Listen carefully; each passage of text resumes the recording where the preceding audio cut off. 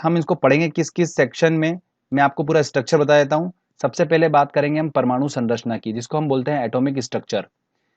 सबसे पहले मैं आपको एटॉमिक स्ट्रक्चर के बारे में बताऊंगा, जिसमें बेसिक आपको बताऊंगा मैं परमाणु के बारे में, उसके न्यूक्लियस के बारे में, नाभिक के बारे में बताऊंगा, और इलेक्ट्रॉन, प्रोटॉन और न्यूट्रॉन के बारे में आपको मैं कुछ इंपॉर्टेंट पॉइंट्स बताऊंगा जो एग्जाम में पूछे जाते हैं। इसके बाद दोस्तों मैं आपको बताऊंगा न्यूट्रॉन का उपयोग। जो हम परमाणु संरचना में न्यूट्रॉन पढ़ेंगे, उसका उपयोग एक सबसे अच्छी जगह पर होता है, वो होता है नाभिकीय विखंडन में। और नाभिकीय विखंडन को बोलते हैं दोस्तों न्यूक्लियर फिजन। बहुत ही इंपॉर्टेंट टॉपिक है ये वाला। इसको देखो क्या होता है, नाभिकीय विखंडन की जो प्रोसेस होती है उसमें हम दो रिएक्शन देखते हैं। एक देखते हैं सबसे पहले हम कंट्रोल्ड चेन रिएक्शन, इसको हिंदी में बोला जाता है नियंत्रित श्रृंखला अभिक्रिया। इसका एग्जाम्पल होता है परमाणु रिएक्टर में, इसका कंसेप्ट यूज किया जाता है। अगला हम इसी में पढ़ेंगे, नाभिकीय विखंडन में एक और रिएक्शन होती है, वो होती है अनकंट्रोल्ड चेन रिएक्शन।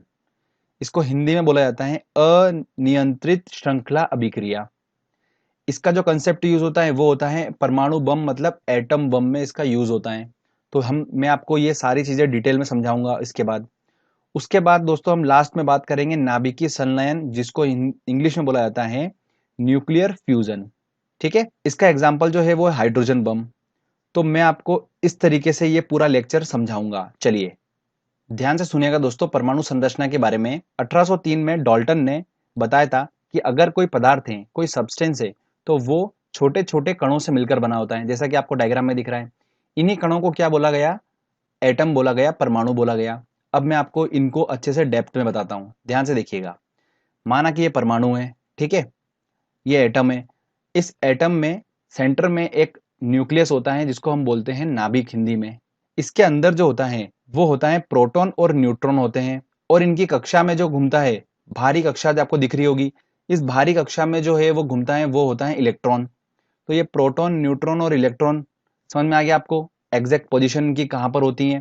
प्रोटॉन और न्यूट्रॉन होते हैं नाभिक के अंदर, और इलेक्ट्रॉन जो होता है वो घूमता है इसकी कक्षा में, इस परमाणु की कक्षा में घूमता है। अब एक बात ध्यान रखिएगा, मान लो कोई एलिमेंट है, कोई एलिमेंट है, तत्व है कोई, तो उस तत्व का एटॉमिक नंबर जो होता है वो इसके नाभिक में उपस्थित जो आपको प्रोटॉन दिख रहा है उसकी जो संख्या होगी वही उसका एटॉमिक नंबर होता है। तो कभी कभी ये भी क्वेश्चन पूछ लेते हैं, कोई तत्व होता है तो उसका एक पर्टिकुलर एटॉमिक नंबर होता है, तो वो एटॉमिक नंबर कहां से पता चलता है, उसके नाभिक में उपस्थित प्रोटॉन। ये आपको प्रोटॉन दिख रहा है, कितने प्रोटॉन इसके नाभिक में उपस्थित हैं वो बता देगा उसका एटॉमिक नंबर। तो ये बहुत डेप्थ क्वेश्चन है, अगर पूछ लेते हैं तो मैंने आपको बता दिया कंसेप्ट। ठीक है दोस्तों, अब मैं आपको बताता हूं। क्वेश्चन ये पूछते हैं कि न्यूट्रॉन, प्रोटॉन और इलेक्ट्रॉन का आविष्कार किसने करा है। तो इसका मैंने एक बहुत अच्छा ट्रिक बनाया है, आप वो ट्रिक ध्यान से देखिए, आपको चुटकियों में याद हो जाएगा और कभी जिंदगी में भूल ही नहीं सकते हो आप। चलिए मैं आपको ट्रिक बताता हूं पहले। दोस्तों जैसा कि आपको डायग्राम में दिख रहा है, आपको ईंट नजर आ रही होगी।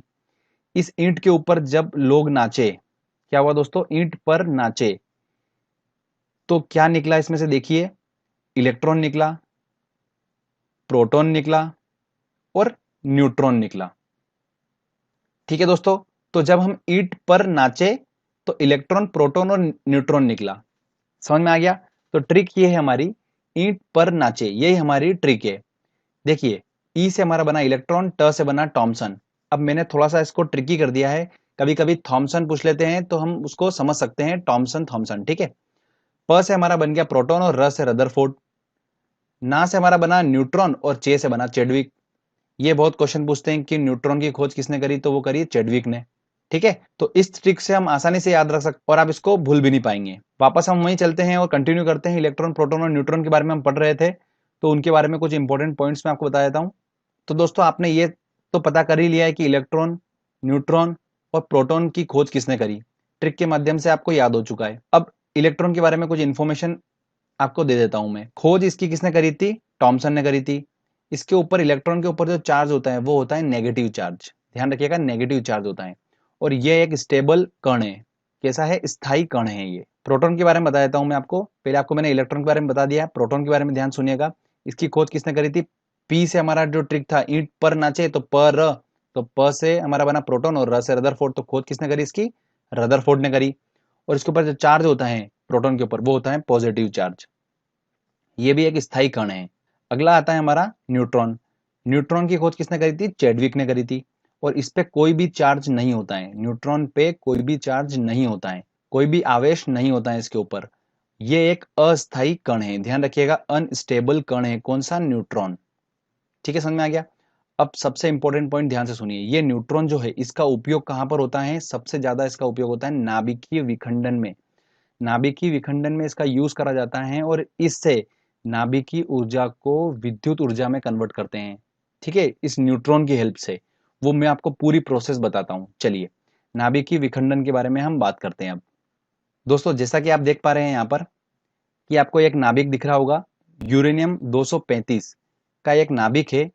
जब इसके ऊपर न्यूट्रॉन की बौछार की जाती है, ठीक है, कंटिन्यूसली न्यूट्रॉन की जब बौछार की जाती है, तो ये नाभिक दो इक्वल पार्ट में डिवाइड हो जाता है।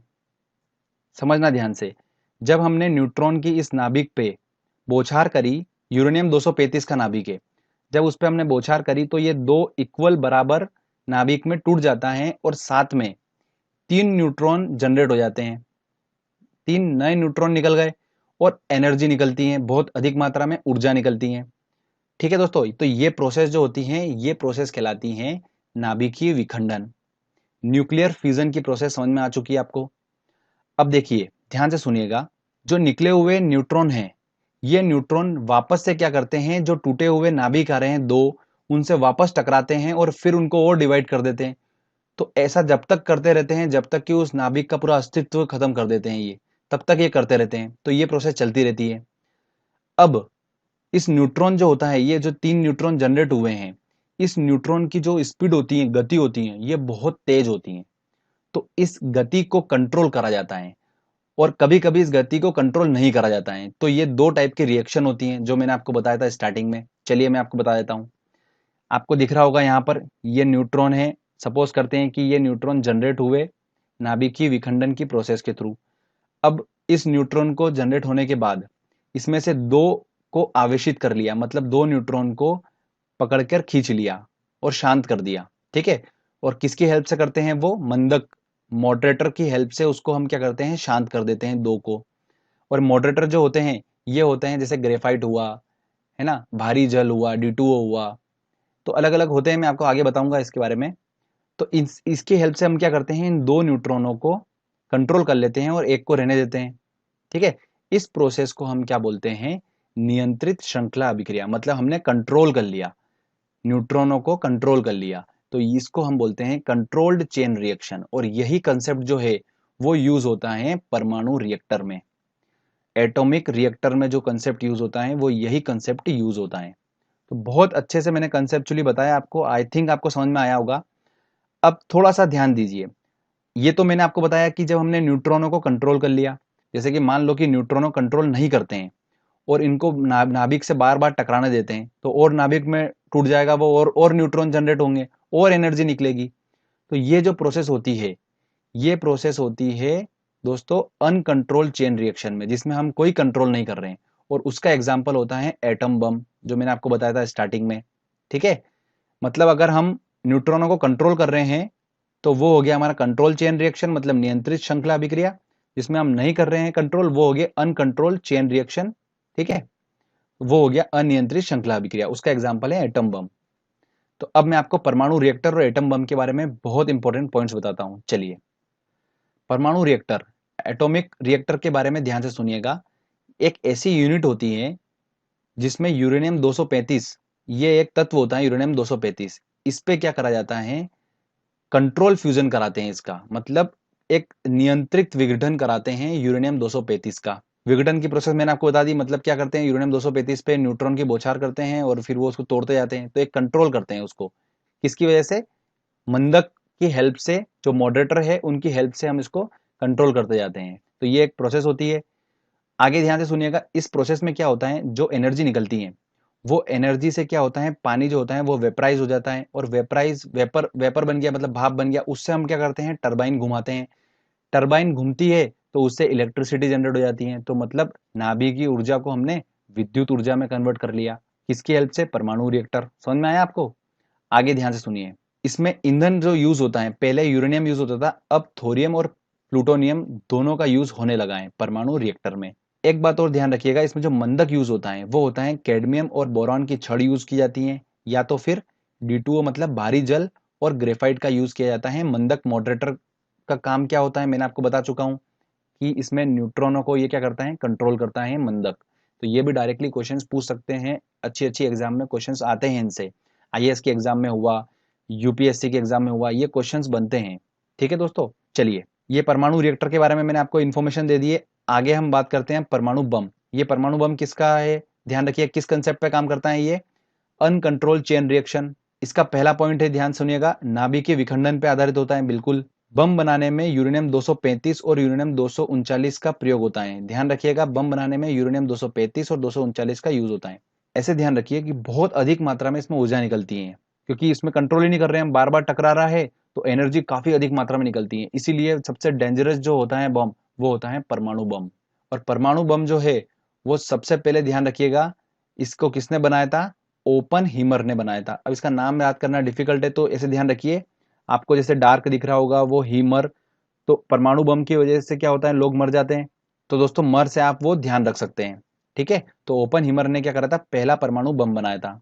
और दोस्तों परमाणु बम का यूज जो हुआ था वो द्वितीय विश्व युद्ध में पहली बार अमेरिका ने करा था जापान पे, और हिरोशिमा और नागासाकी पर उसने बम गिराया था, आप सभी को पता ही है।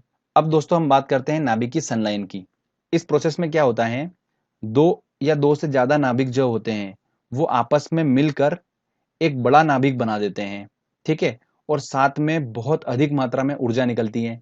इस प्रोसेस को हम क्या बोलते हैं, नाभिकीय संलयन बोलते हैं, न्यूक्लियर फ्यूजन बोलते हैं।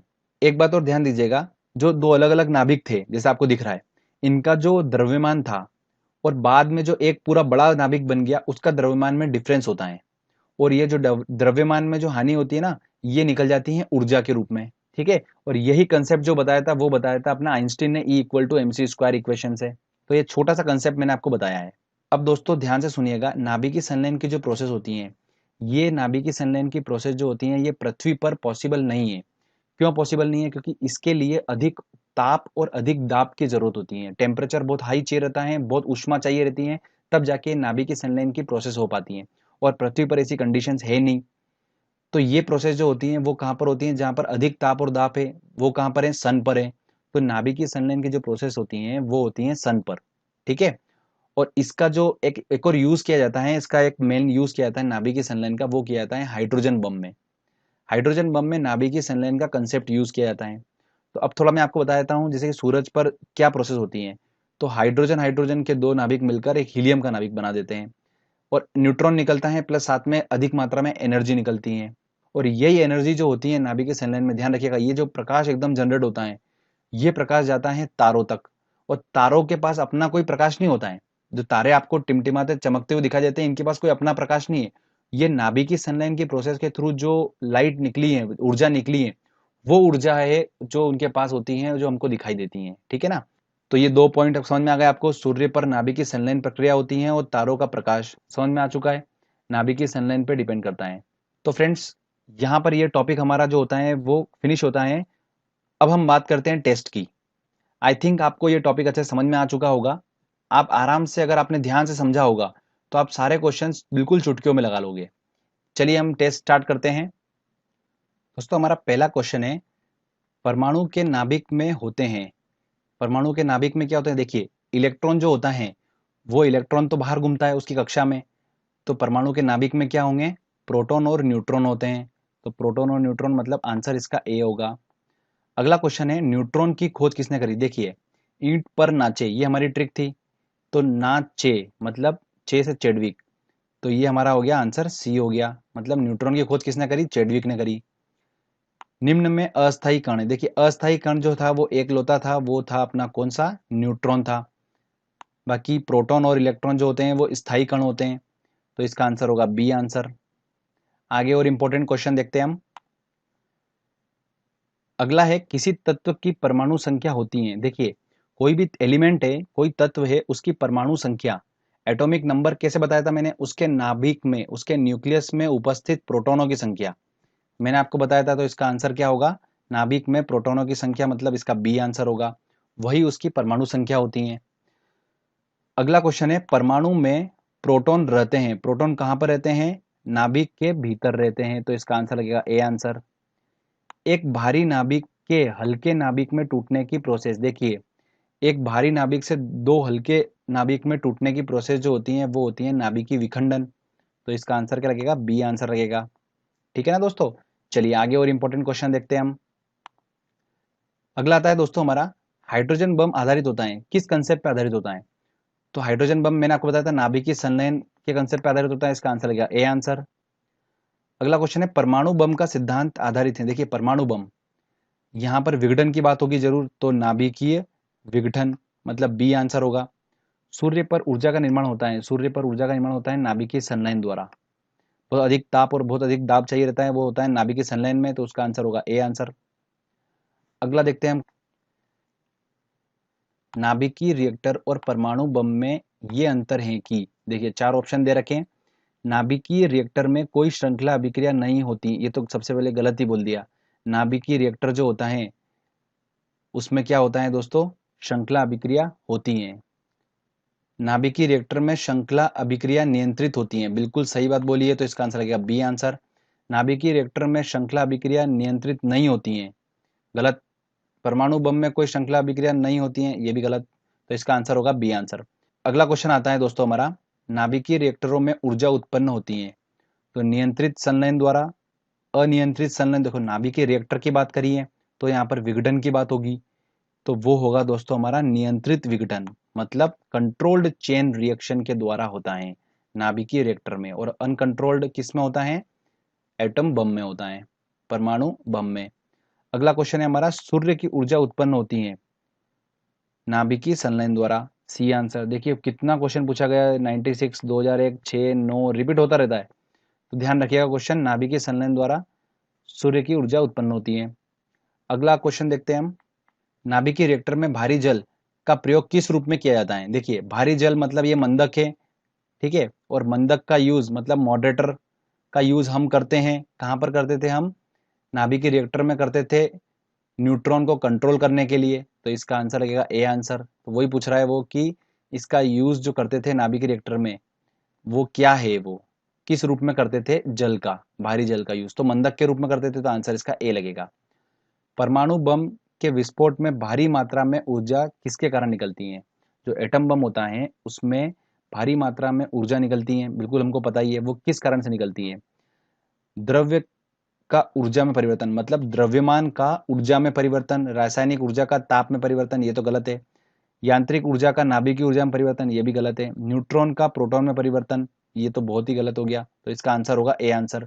और हमने देखा भी है कि द्रव्यमान का उसमें ट्रांसफर हो रहा है ऊर्जा के अंदर, तो ये हमने समझ रखा है, तो इसका आंसर होगा ए आंसर। विद्युत उत्पन्न करने के लिए कौन सी धातु का यूज किया जाता है? देखिए हमने बात करी थी विद्युत उत्पन्न करने के लिए, जब हमने परमाणु रिएक्टर पढ़ा था, ठीक है, एटॉमिक रिएक्टर पढ़ा था, तो उसके अंदर हम क्या कर रहे थे, नाभिकीय ऊर्जा को हम विद्युत ऊर्जा में कन्वर्ट कर रहे थे, और किसका यूज कर रहे थे, यूरेनियम 235, तो इसका आंसर होगा ए आंसर। चलिए आगे और इंपॉर्टेंट क्वेश्चन देखते हैं हम। तारे अपनी ऊर्जा किस तरह प्राप्त करते हैं? तो वो प्राप्त करते हैं नाभिकीय संलयन की प्रोसेस के थ्रू, मैंने आपको बता रखा है, तो इसका आंसर है ए आंसर। सितारों में अक्षय ऊर्जा के स्रोत का कारण है, अक्षय ऊर्जा के सितारों में, देखो तारों की बात करिए तो वहां पर संलयन प्रोसेस होगी, तो संलयन की प्रोसेस होती है मतलब फ्यूजन की प्रोसेस होगी, ठीक है, और फ्यूजन की प्रोसेस का मैंने आपको बताया था कि हाइड्रोजन हाइड्रोजन मिलकर हीलियम बनाते हैं, तो उसका आंसर होगा ए आंसर।